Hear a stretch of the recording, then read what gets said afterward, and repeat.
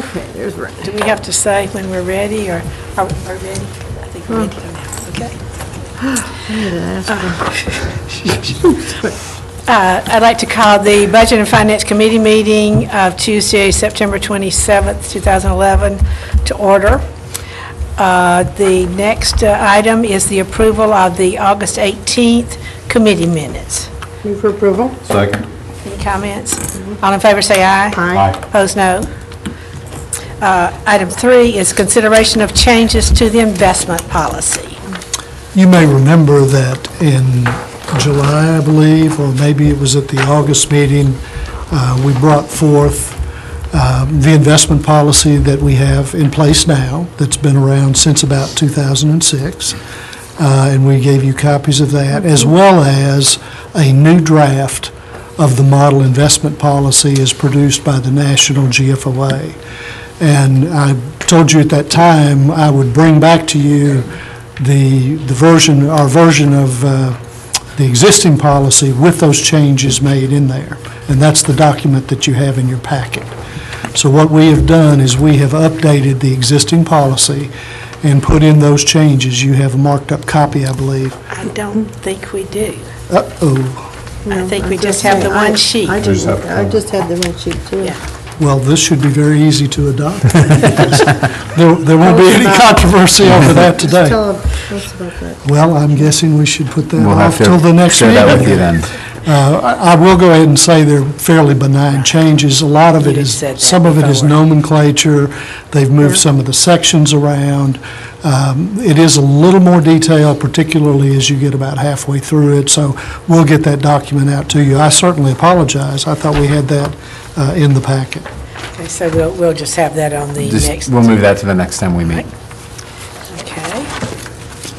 And the next item is the consideration of OPEB, Other Post-Employment Benefits Trust Document. OPEB is a very popular word in government accounting because that has been one of the focuses of problems that some of the states and the major cities have had. We've been very fortunate in that we have some liability, but very small liability relative to a lot of our neighbors.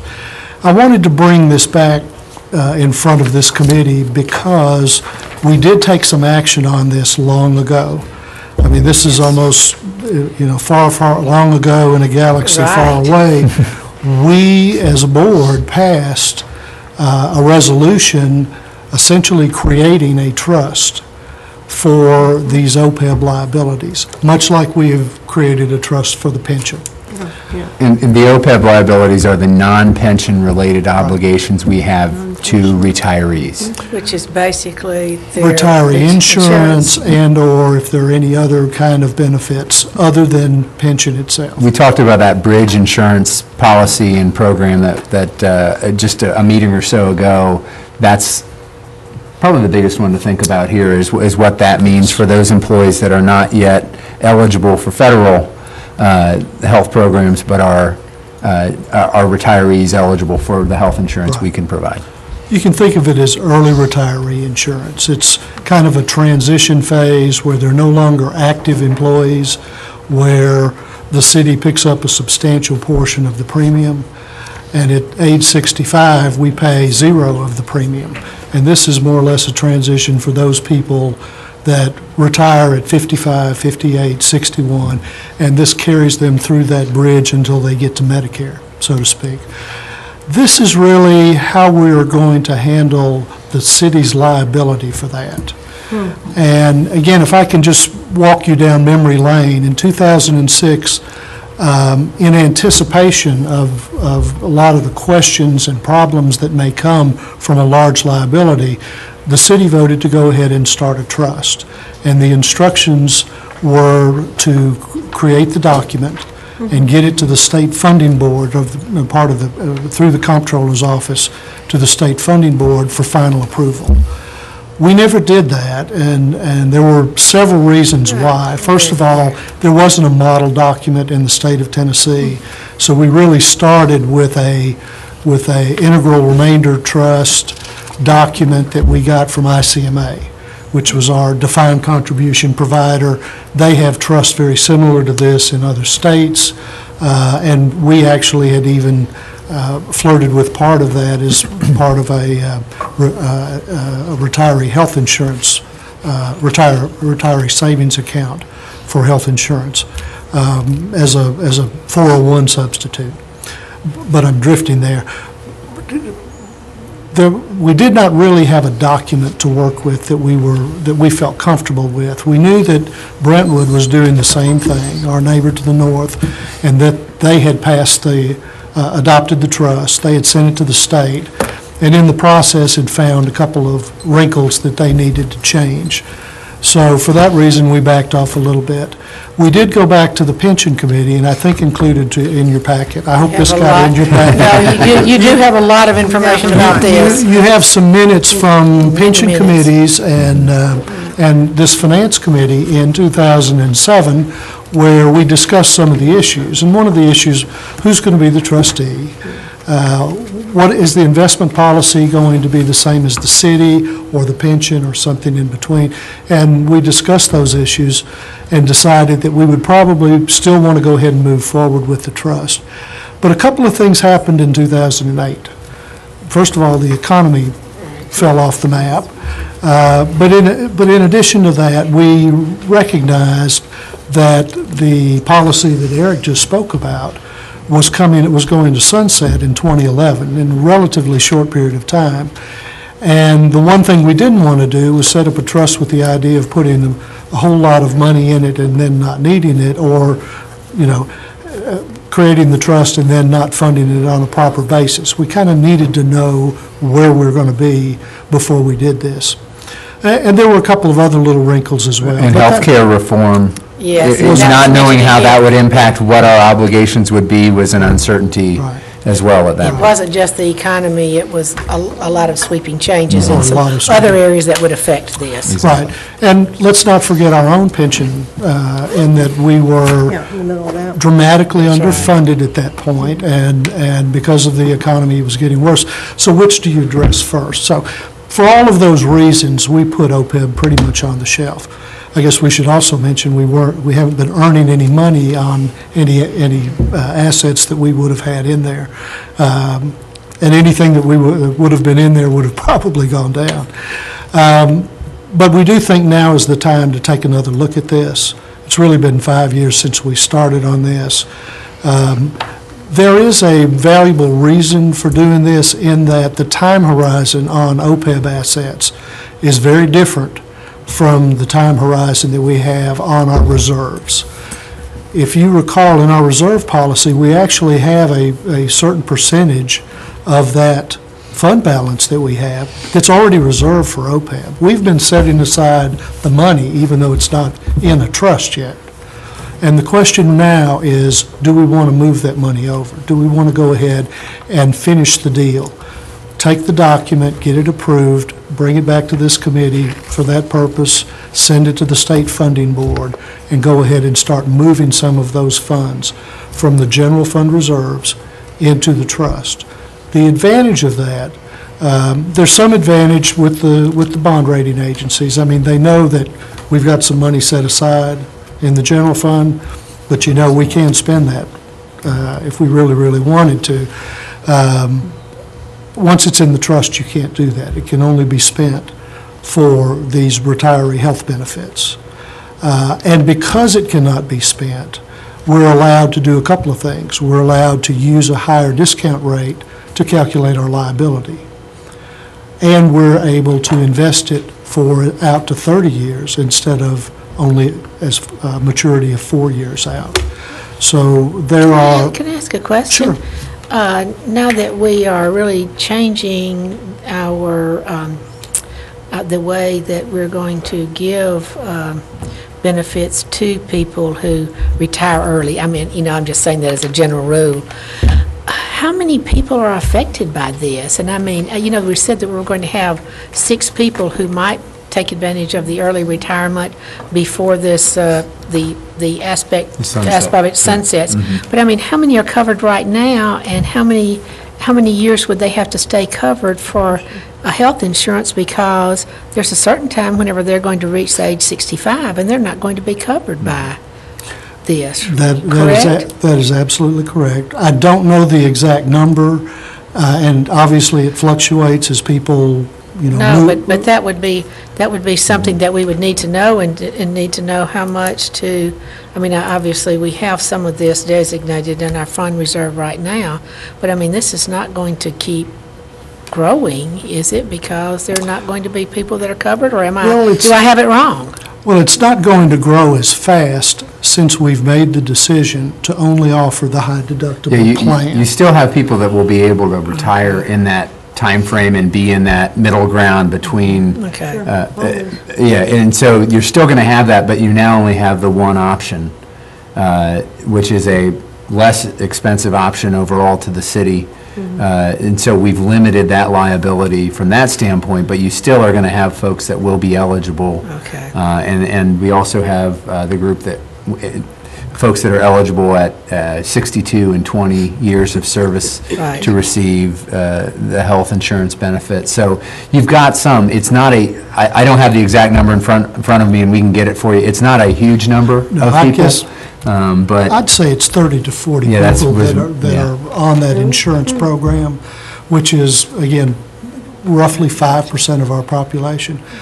But I would say it is going to grow, because if you look at the population, the people that are on it now are essentially were hired 25 years ago.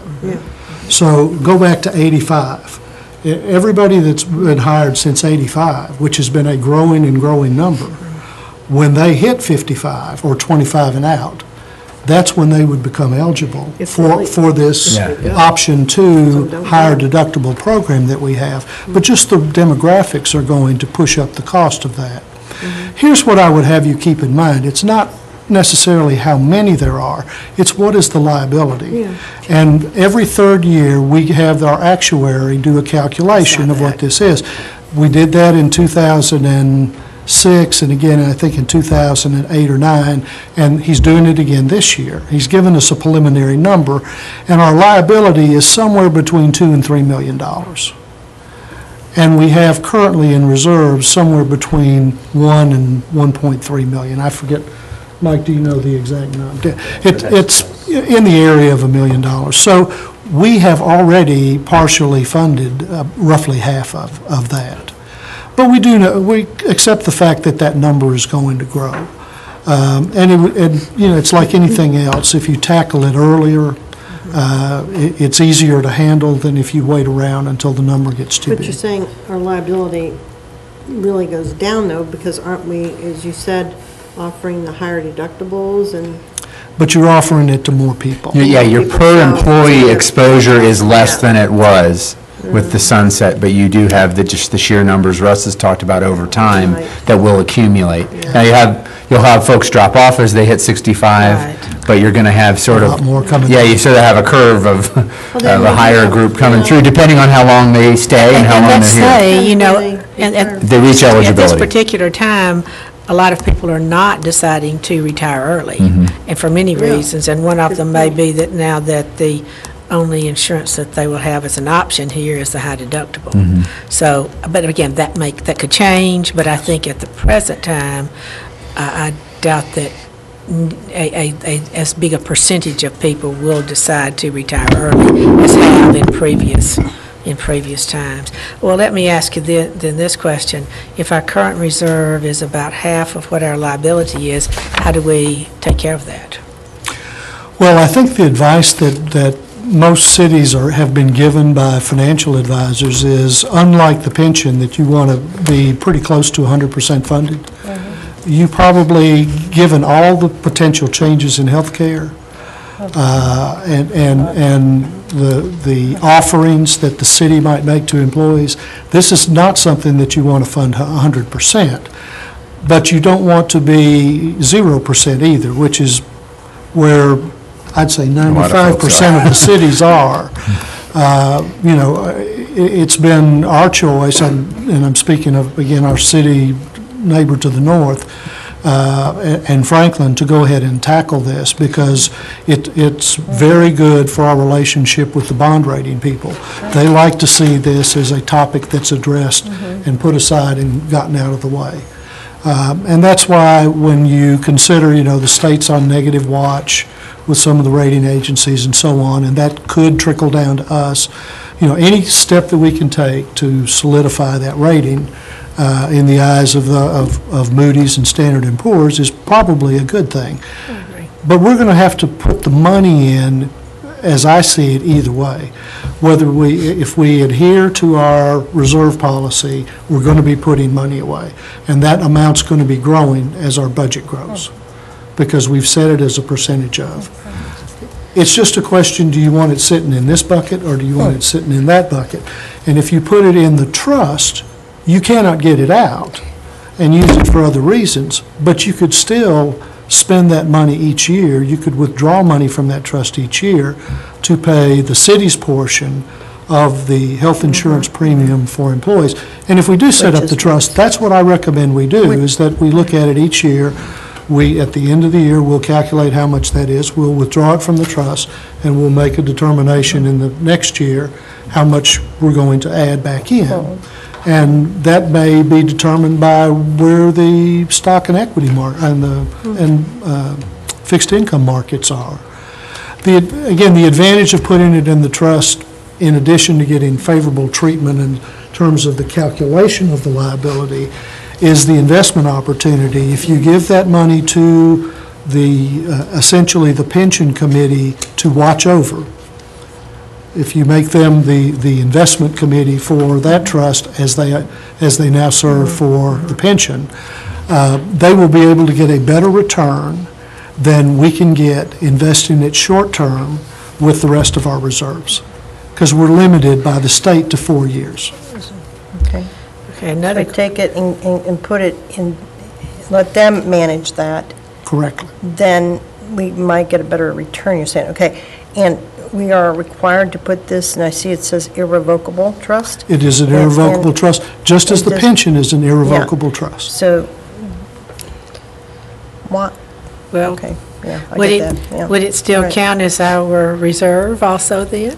I don't think they'd let you. I agree. That's what I think too. Well, it is a reserve. No, But no, it's no, not a but true it's reserve. not going to be It's that. It's pledged to a in a specific use. specific- We yeah. can't use it for broader Right, so it doesn't- needs, so yeah, it doesn't count yeah. towards our general. In terms of bragging rights of how much our reserve is, we would lose a little bit.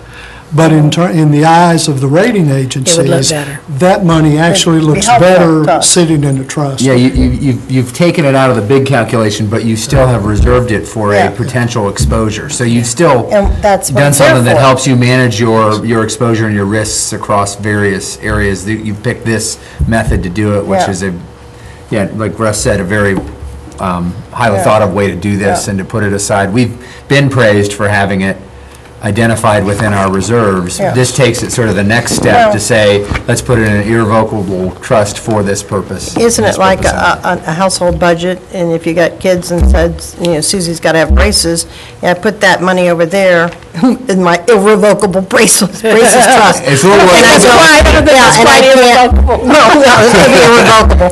But then it doesn't count as part of my spending money that I can actually use for my day-to-day expenses and stuff like that, because that's there, but it's there for a purpose when I need it. So, so I think that investment opportunity is the best way to go. I think that would be So smart. do we have to stipulate the amount of the money that we're going to put in the trust? I think At that would this be time, a is that- secondary Yeah. step. We No. would, ultimately, we'd come back to that after we've set it up. We have another comment. Go ahead. I think those were actually my questions. First of all we're doing is approving, sending the document to the comptroller to say, yes, they agree with Yeah. it. Then the next step, it would come back to this committee to approve the amount. Correct. And then the pension committee would be the Yeah. one that actually does the determination. They would make a recommendation to the board to then Okay. set the amount. And again, there's no urgency to this. We could go ahead and set up the trust with a zero balance, in effect, and wait until we decide the time is appropriate to move the money. My suggestion to you is this is the appropriate time to Yeah, move the yes. money Why would we because wait? we're earning very close to nothing on our reserves. If it is instead in the trust, we can invest it as we do the pension money with a very long horizon and look at things that earn dramatically higher interest rates. Absolutely, I wouldn't want to wait. I think that, And then the other thing is, we've waited a while, and we probably need to go ahead and do something. yeah, absolutely. Is there anything further that you want to say? Because I think we've gotten a Yeah, lot of we're good. questions and comments in. I'm good. Anything that we have failed to address, or that you have failed to address? No, I really think it's pretty straightforward. Again, this is something that has been on our radar screen for a long time. We started working on it. We had pretty much unanimous support to go ahead and move forward with this. But the economic times caused us to pull back. It's really time that we move on with this. And as the mayor emphasized, We need to make a move. we're not putting the money in it at this point. Right. We're establishing it, and then we can look at what's the appropriate funding level and timing, as Russ said, and that's something we can work with the actuary on and with our pension committee to kind of arrive at what that right spot might be. How long is that decision going to be made? Because honestly, it's I don't just think it's taking it back. appropriate to wait Yeah, very that's long. We're at the mercy of the state funding board. We'll have to get it to the And also, comptroller's office for yes. their comments. They'll probably come back with some.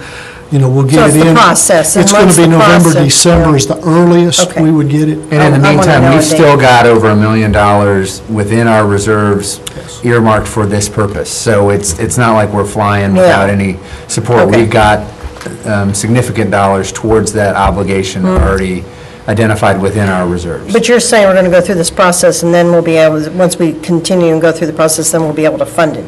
So our fine with situation would be that we need a motion to I move move this that to we the... follow through on the adoption of the Good. OPEB trust Yeah. Second. and submit. Any comments further? Thank you. All in favor, say aye. Aye. Aye. Opposed, no. Item 5 is the consideration of the human resources policy and the purchasing policy regarding employee and/or spouse-owned vendors. This had come up a couple meetings ago when we were updating some purchasing policies about how we work with specific business interests of our employees or their immediate relatives, and we had a group work through that issue and come forward with a recommendation. I'll let Russ and Brian and Shirley also worked on this. I think Shauna was involved as well, looking at how our ethics policy fits into all this. And so we've reviewed that and have a recommendation to come forward with. So, Brian, you want to take it away? Sure. Good afternoon.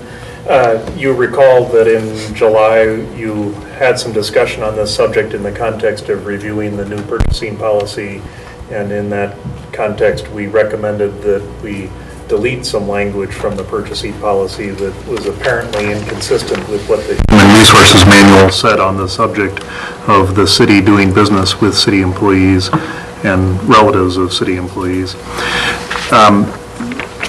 We went ahead and made those changes to the purchasing policy, but you indicated you'd like to come back and visit the subject again. So we're thinking that you have two broad choices of directions you could proceed with. One is to continue to allow the city to do business with city employees and relatives, but subject to certain stipulations. And the other is a flat prohibition against the city doing business with city employees. I could stop there and let you give some feedback. I think that the staff recommendation would be that you may want to allow for the city to continue to do business with city employees under certain conditions. And we have some suggestions for additional adjustments that you may want to consider making.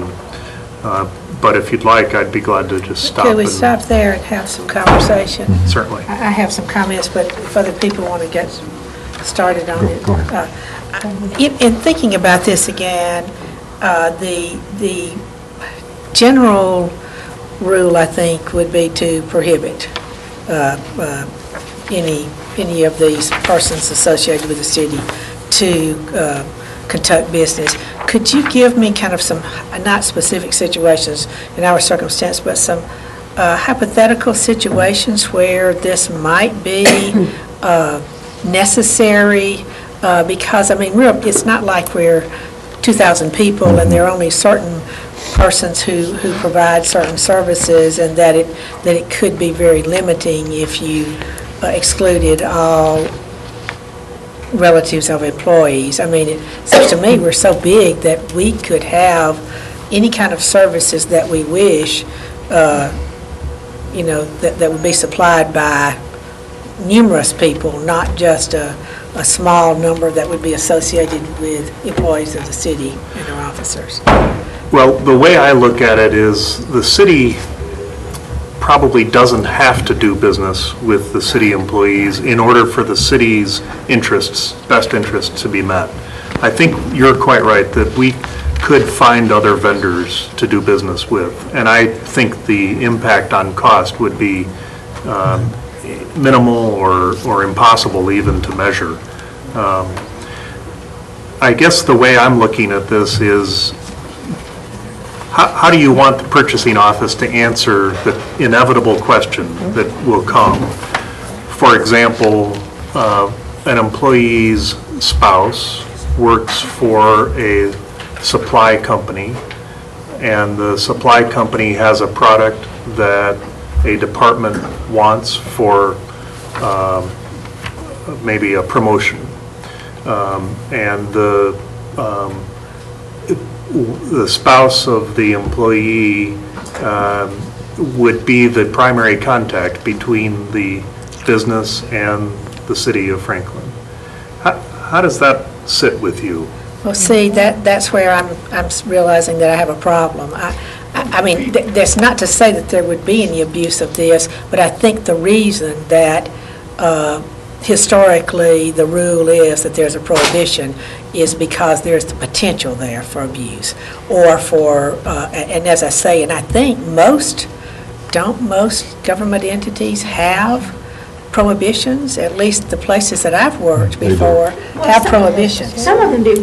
I think the way we looked at it from an ethical standpoint is, would the employee whose spouse works for another company have discretion to decide whether that employee were to get the job or not? Because they don't really deal with it. And then you have to think about, how far does this go? Because you could have someone whose spouse works as a teller at a bank, say U.S. Bank. We just have a huge contract with U.S. Bank to deal with our pension. Does that mean that we can't do business with U.S. Bank because their spouse is a teller there? How far down does it go? But as I say, isn't the general rule that you have a prohibition? Well, That has been the, I'm sorry, the Not places necessarily. where I've worked, it has been. Well, It has been the prohibition. What our HR manual says right now is, except for the receipt of such compensation as may be lawfully provided for the performance of city duties, and except as noted below, no city officer, that includes you, and no city employee, that includes us, shall be privately interested in or profit directly or indirectly from business dealings with, of, or by the city. And then the exception is, and it's also brief, that regular, full-time, part-time, and temporary employees of the city may, subject to the approval of the city administrator, again, this is what's already in the HR manual, contract to perform services for the city by meeting the following criteria. The service performed must not be any service which the employee might provide in the normal scope of their regular duties. Number two, the employee would be required to bid or submit a proposal in the same manner as any other prospective provider of service.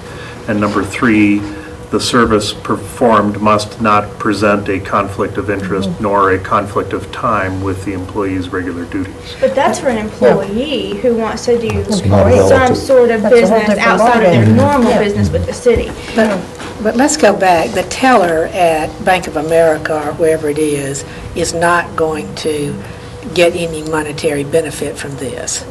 you know. Well, I mean, that's why we need to, that's why we need to. So there's a certain That's what, but. connection. The company Yeah, makes that's money, right. and then the pension is probably something that the employee here can work through, Sure. and But I mean, and that's why, that's why we're bringing it to you. How far down do you go? Like, if it were a vice president at the bank, like if it were a That's vice right. president of That's US Bank, right. I agree with you. But then what if it's just someone, maybe it's someone who doesn't even work in that department. Maybe they're high up, but maybe they work in mortgages. And they but don't even again, know. don't we have so many possibilities though? We do. And as I say, is not the general rule that there is a prohibition? And I'm not talking about the general rule here in Franklin. I'm talking about, I think the general rule is that there's disclosure. Yeah, just. And if there's a direct relationship, then that is either precludes it and it's described, or it's described and you act with that acknowledgement in the public action. That's what I've seen a lot of If you places. have discretion 'Cause as an employee to oh, pick your absolutely, spouse. absolutely. The larger, That would be the larger totally we get inappropriate. and the larger some of the entities are that we work with, you can get into these interactions that are 3 or 4 or 5 steps removed, and you inadvertently start, having a complexity that you didn't anticipate with a certain standard. And so that's what we're trying to work through is, do you just say flat out no, or do you say within certain areas or within certain disclosures or level of action within the city so that it's clear that the process was open, transparent, fair, and you acknowledge how that you might allow that to work. Well, let me, I mean, Those just, are the if options to I look could at. continue, then I'll give a Yeah. chance for comments. What does Metro do? I mean, have we looked at the surrounding areas or even the state and found out what other people do here? I mean, That's is it. that, We could certainly do that. I would really like to see that. Again, it's kind of the appearance of it, and as well as Public anything perception. else. And is there anything right now that's going on where this needs to be done? No, Right, now, this that's what this I thought. committee This asked was us just to bring it back as Yes, quickly as we yes. could so that we clarify it. Right. And I'll tell you, just in my experience working for 3 or 4 other governments, it's been more in the line of a responsibility to disclose on the various parties, and then a determination is made, is there truly a direct benefit?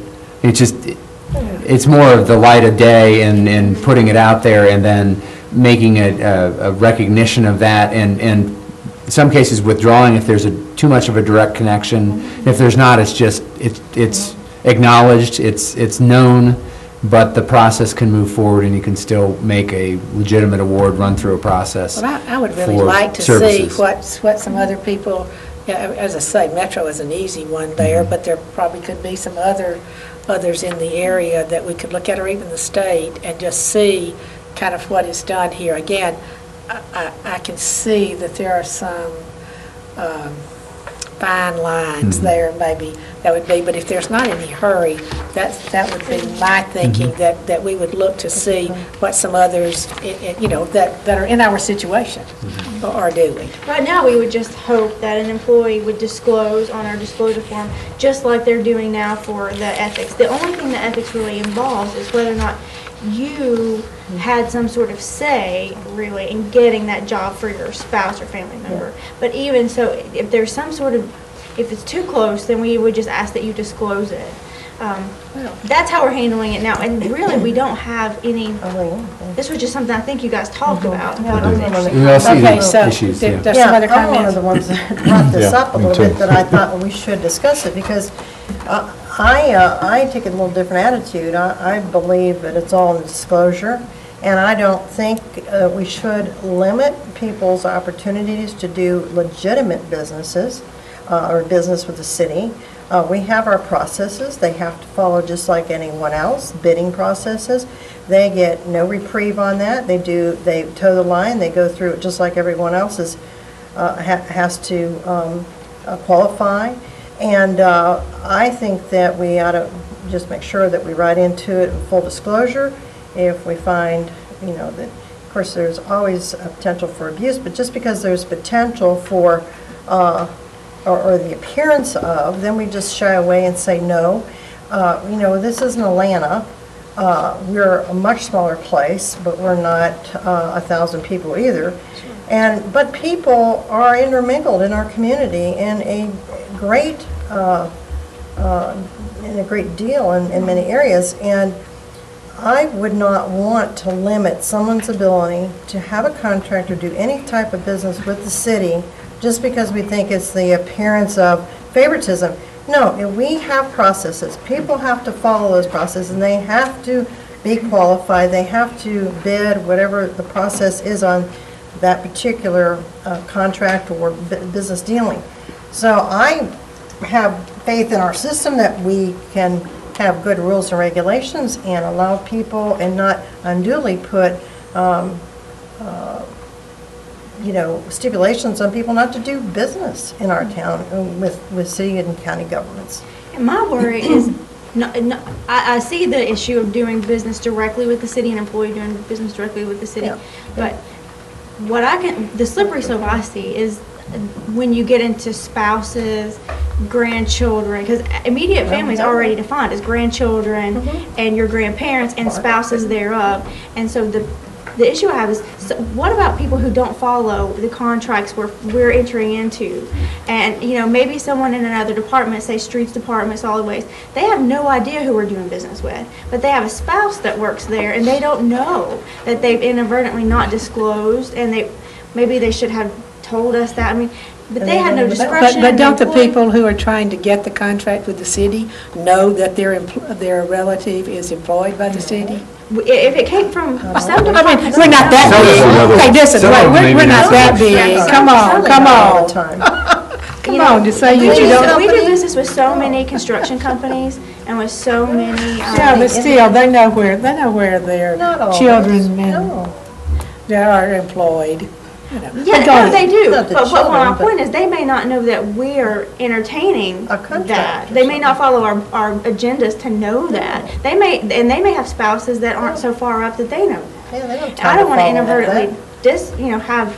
We just have to think about how we word that. So Okay. there's no The U.S. Bank example is a really good one, because our employees may not know that U.S. Bank is now our trustee, Yeah, or exactly. moving to be our But- trustee for But have a the wife that pension, works there. and all of a sudden, there's a potential my conflict. wife But the works, test in that, for the example of the bank teller, is that bank teller going to profit personally from any kind of deal that we make? And that's what we're trying to So get that's you guys what, to like know. where kind of issue we're trying to get at. a sales agent may, thank you because for it doing may that. be related to their compensation. Whereas an hourly employee, it's not going to make any But difference. someone who works in mortgages may have no idea that, because we're dealing with pension, which is a different subsection, who's actually in a different state than maybe the mortgage company, where they would know. But as long as the spouse does not directly profit, rescue. I think that's the test. And people expect, there is the perception that these things need to be completely transparent. And we don't need to have people second guessing about, well, they got that contract for the last 3 years and it's because his wife works, Can I add that's the something, time. too? Let's go ahead. I think we talked about it the other day when we discussed this in our meeting. Policies are written for the people who do not follow them.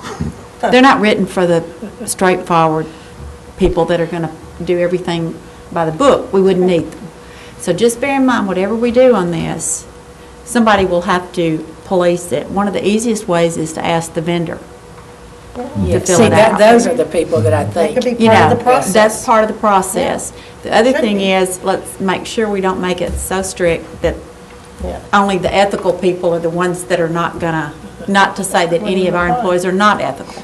But I'm just saying, the policies are written and rules are written for the people that break them. So we need to keep that in mind. And if we ask the vendor to disclose if they have any relatives, that would it would put the burden back on them, But to they be have to- honest. Do you know? And then what guidelines do you want us to do once we have that information? What type of, Yeah. is there a line, or do you just stay sort of the black and white? Well, and maybe that's why I was thinking it would be good to look to see what some of the Yeah. other policies are. We can certainly pull some Right. other examples and see how that compares. I think you're going to find a lot of the same issue of disclosures, really the best way to deal with this kind of gray area that we're talking about. But we'll be glad to pull that and give you some examples and see where that takes us on the approach that's been If there's discussed no here. objection, could we Have say some that? additional Yeah, research. Just some additional research on it. Again. Thank y'all. Thanks.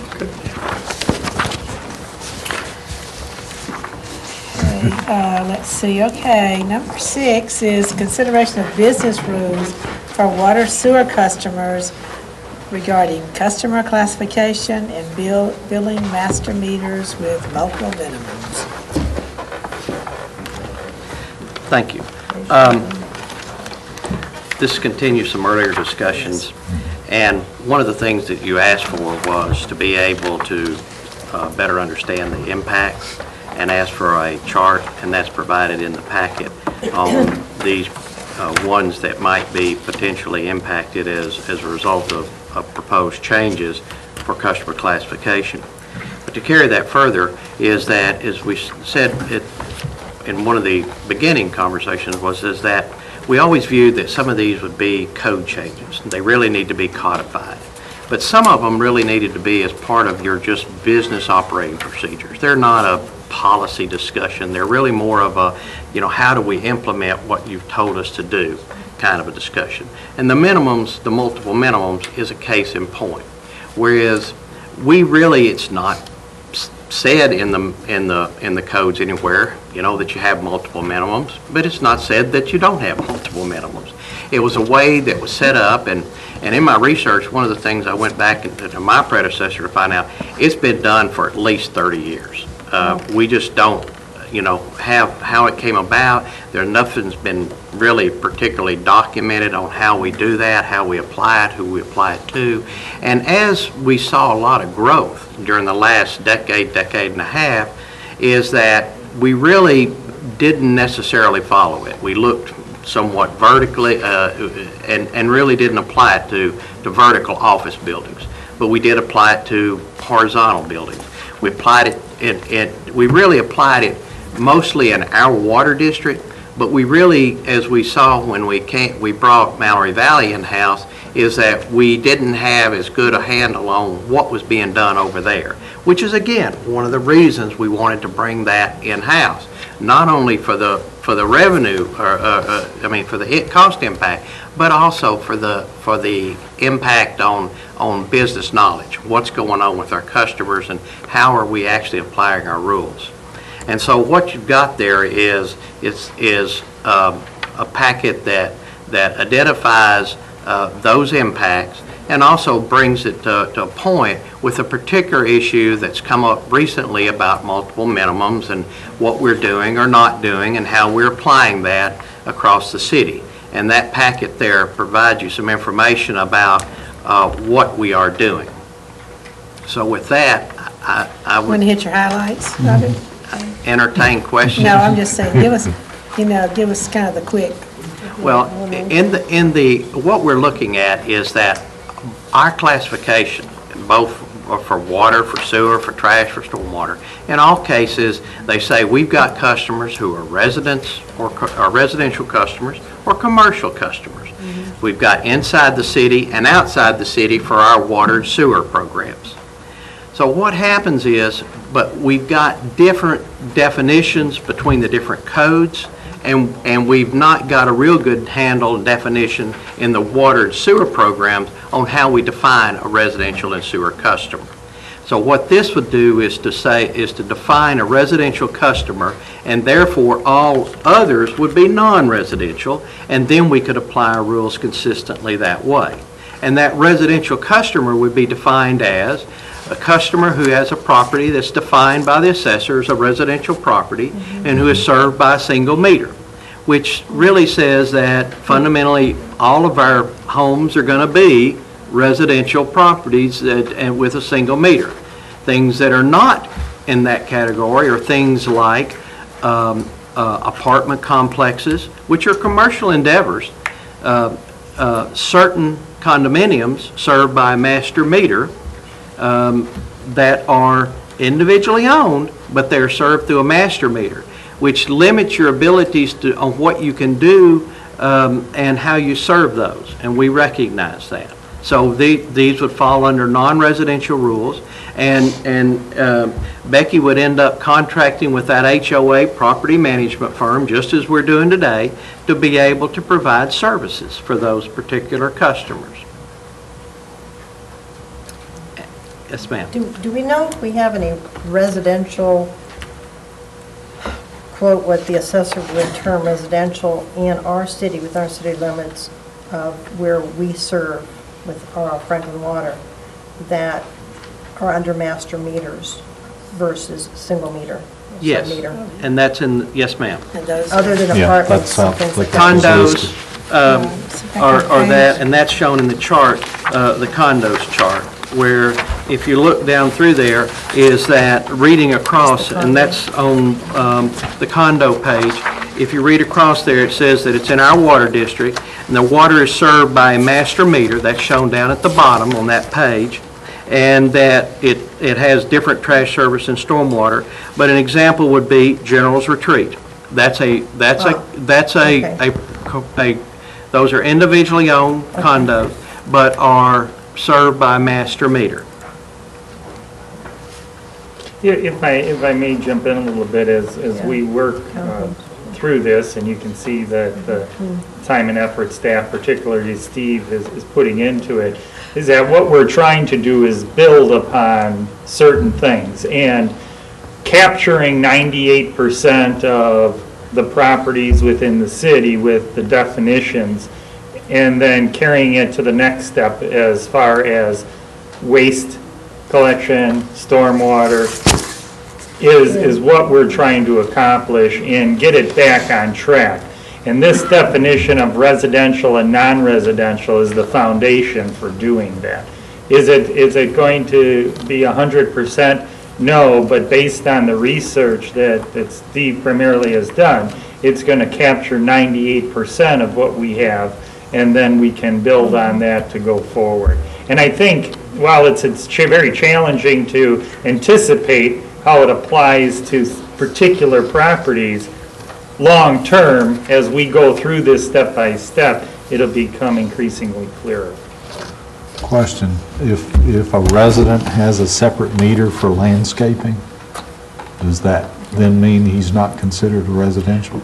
No, because what ends up happening is that's still a residential property, served water for consumption through that individual meter. That separate irrigation meter would tag along, if you will, and our new billing system will allow that actually to be tagged on to the account, but it will be treated as residential water, and sewer charges do not apply when you have a separately metered irrigation meter.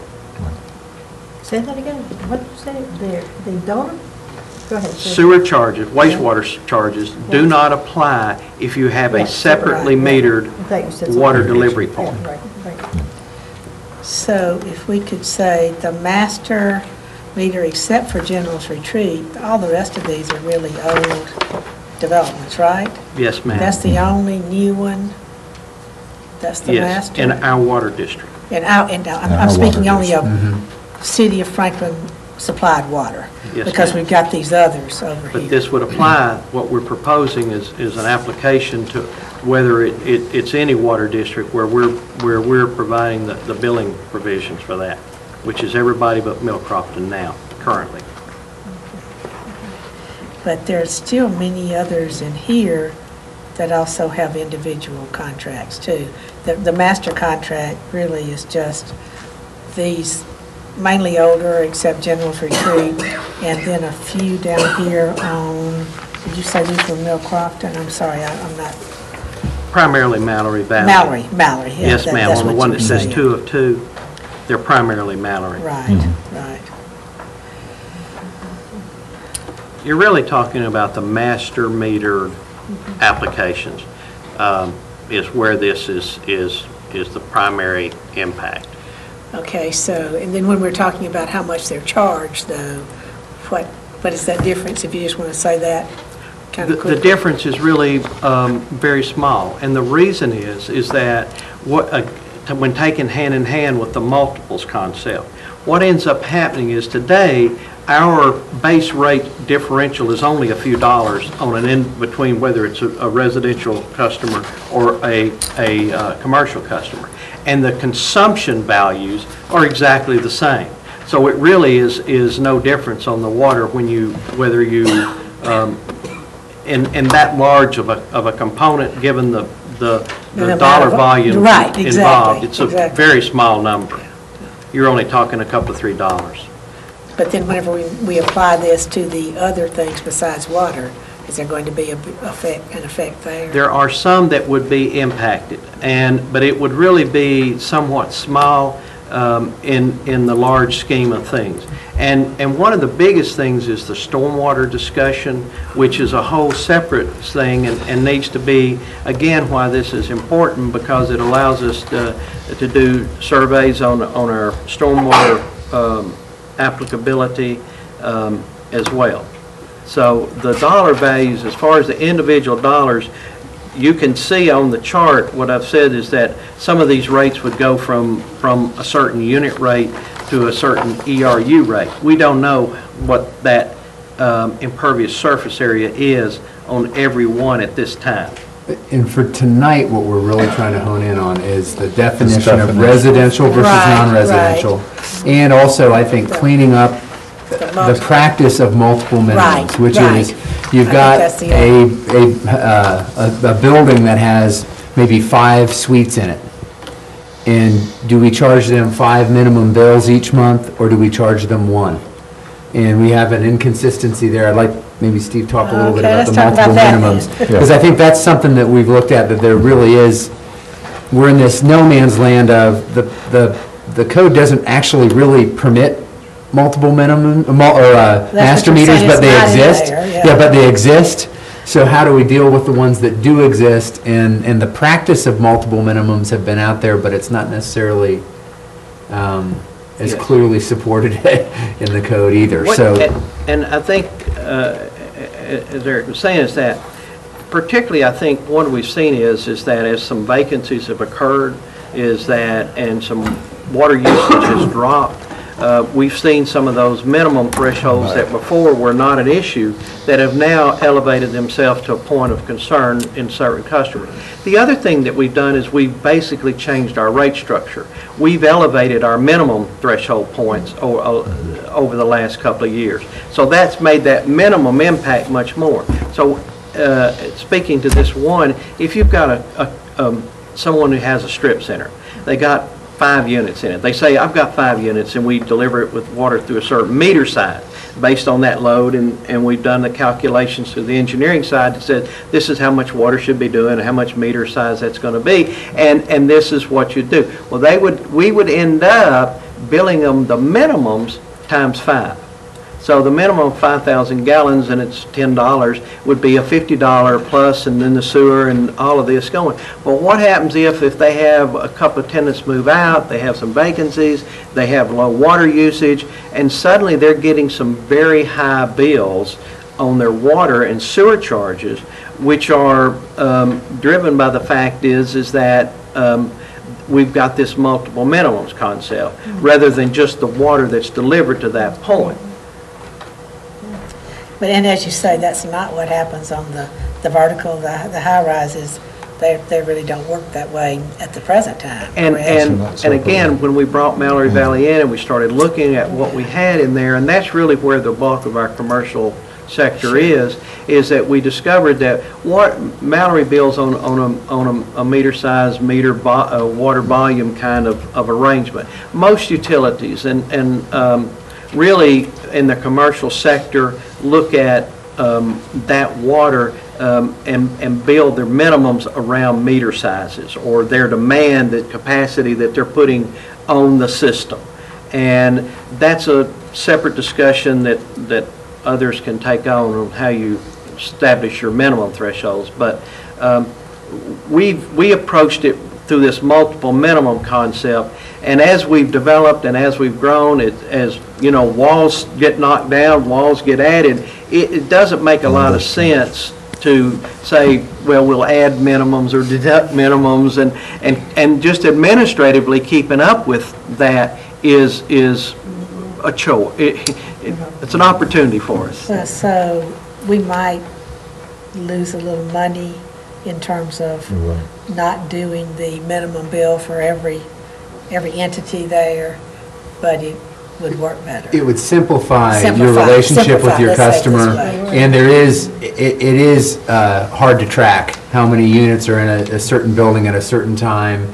It's not consistent, and it's not a huge financial swing, but it would Okay. seem to clarify our relationship with those customers and put us in a better spot from a And- consistency standpoint. And it wouldn't really hurt hurt the customers in a situation like No, this. It would make it better, and it would make it simpler for us, even though we technically could lose some small amounts. Some of those minimum bills you would lose, but you would pick up the volume charge piece of that, so it would offset it a little I see what you mean. bit. That would offset a little bit then. A wouldn't little it? bit, because you net out those minimums against the water used. So it's not a complete loss, but there's an incremental difference. So at what point do we go back and relook at this capacity issue about, okay, we're not going to use the minimums anymore, and they've got a certain size meter, then we need to go back and revisit what capacity water we're having to provide to that building, because it's not apples and oranges anymore. Because That's for the next I was meeting. gonna say. That's a bigger picture issue that we are working on in terms of how we look at customers and driven by the overall use and less driven by the kind of step function that happens with meter sizing.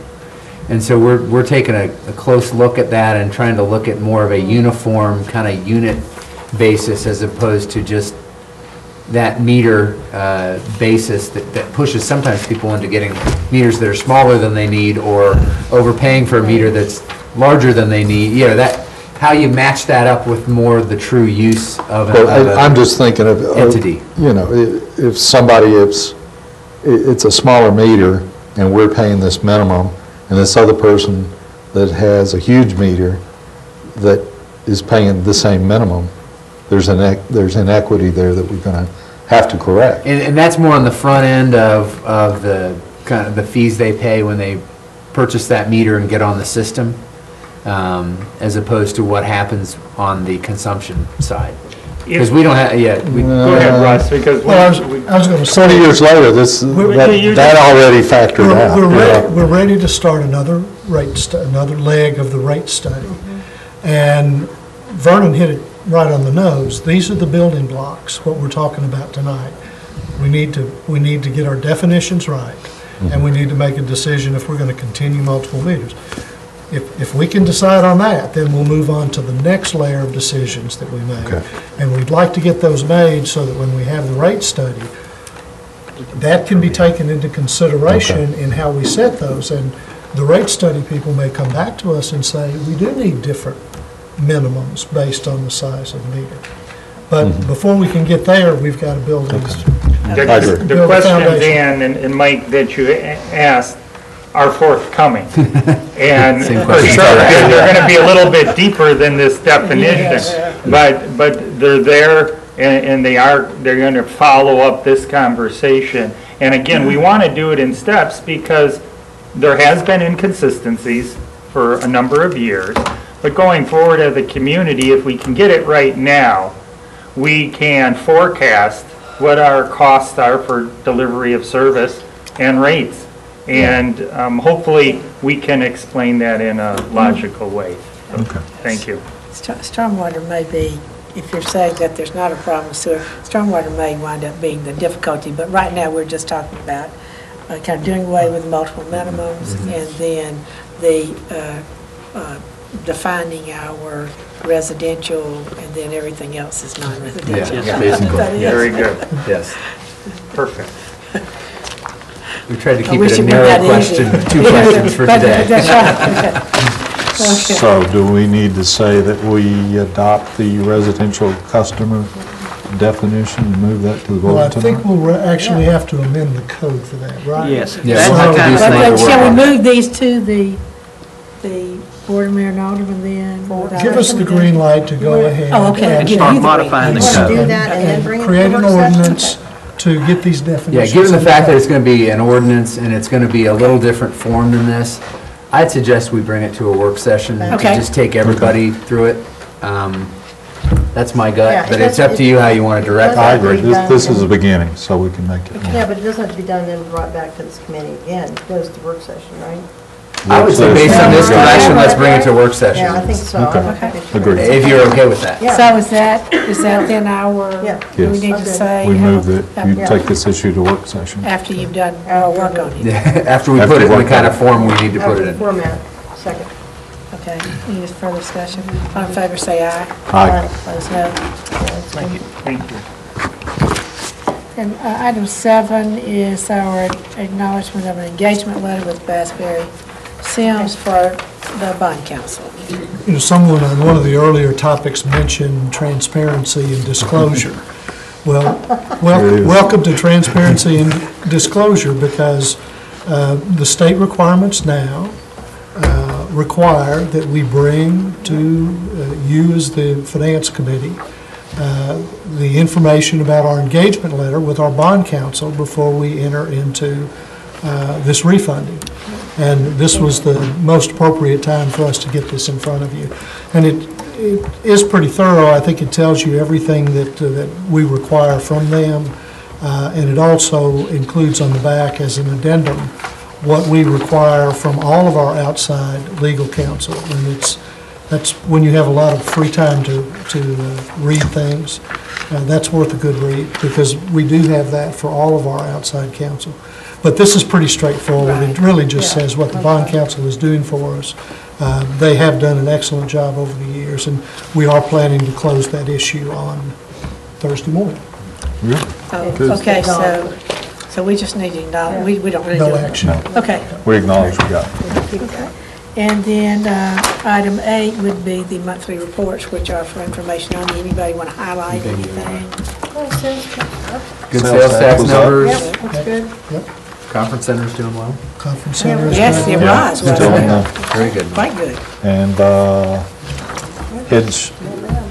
gasoline hedging is, what was it? Well, we had unfortunately another good month. That's right, exactly. There's good news and bad news with We that made one. money on the Right. hedge and we Yeah. lost at the pump. I did include in there what our profile is for the next fiscal year, which begins next July.